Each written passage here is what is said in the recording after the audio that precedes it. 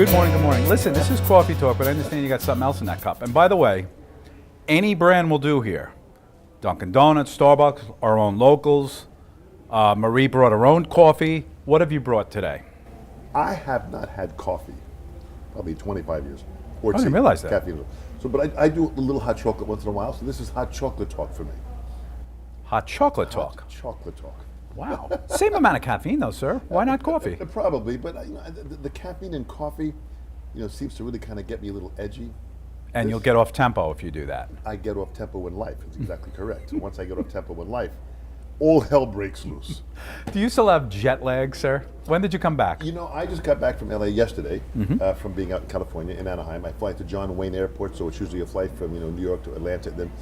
And I haven't had jet lag in 30 years. I mean, I'm way past jet lag. I'm into jet abyss because of doing 195,000 miles last year. For the past several years, I've traveled around the world 4 times. Yep. I'm way past jet lag. I am screwed up time-wise all the time. It doesn't matter. It doesn't matter. I am like, I'm starting to understand what Einstein was talking You're a about. timeless man. That's timeless, yes. You got to let me know, and I'm going to start off with like a little bit of a cry. I couldn't make it this year. Last year, we were roomies. Yes. We spent some time in NAMM. I saw some of my idols, Steve Morse, to come right off with one. Yeah.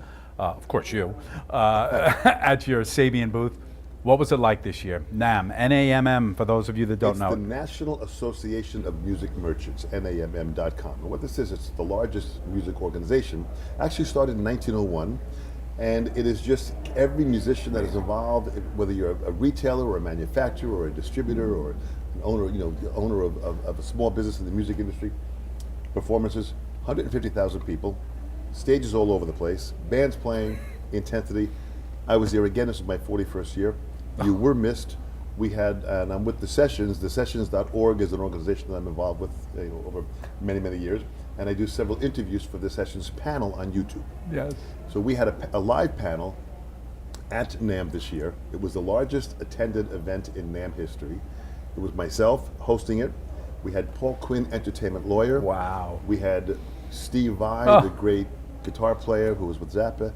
And of course, the great Vinnie Colaiuta, who was a great drummer who performed with Zappa and Sting. And you orchestrated this. I orchestrated the whole thing. If you did nothing else, that's one for the history books. I really love that. It really is, because you were there last year when we did it, and at that panel we had... That was a great panel. Stephen Bishop, the author who wrote the song On and On, and I Just Keep...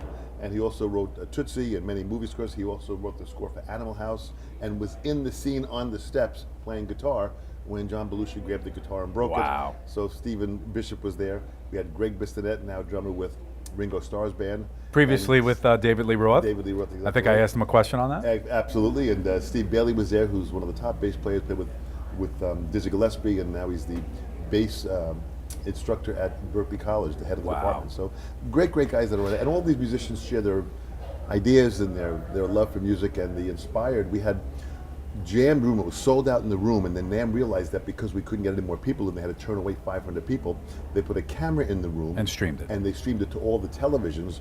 So we had 4,000 people watching it in lobbies in the convention center. Fantastic. While we were in the room doing it, so it was pretty powerful. And people should know that the floor itself is 1.5 million square feet. Yeah. Which might be as big as this village. Yeah.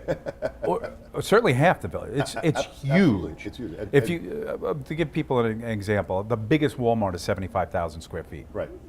So it's 15 times that size. Yeah. I mean, it's intense, and they fortunately organized it with percussion in one area and then guitar in one area, so it's a little easier to get Was around. Gibson there this year? That was my #1 question. I believe they were. Yeah, because they were going through a bankruptcy, unfortunately, but maybe fortunately, last year. So hopefully they're back. I miss them because the Les Paul. The industry changes. Gibson guitar will never go away as companies change.